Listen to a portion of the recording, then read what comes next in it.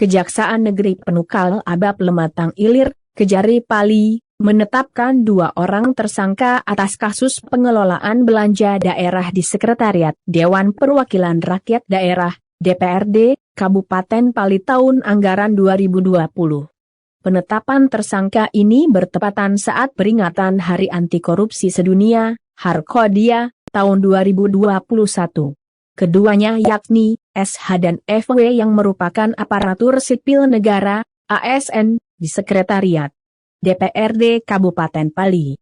Kedua ASN tersebut menjabat sebagai Sekretaris Dewan, Sekuan, dan Bendahara pada tahun 2020 kemarin. Kepala Kejaksaan Negeri Pali, Agung Arifianto SHMH mengatakan bahwa meskipun sudah ditetapkan tersangka, namun keduanya masih belum ditahan.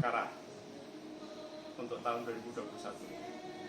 Pak, Yang terbaru untuk rilis yang terbaru adalah dugaan tindak pidana korupsi dalam pekerjaan pengelolaan belanja daerah pada Sekwan tahun 2020.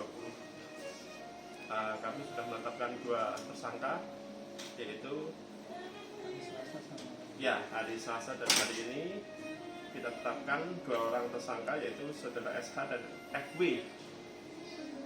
Pak, untuk tahun ini sendiri Pak, prestasi yang sesumsel itu Pak, Kejari Pali Pak? Oh ya, jadi insya Allah karena kami banyak menangani perkara sampai 7 perkara, kami dinobatkan sebagai juara 1 dalam penanganan terbanyak di Kejaksaan Tinggi Sumatera.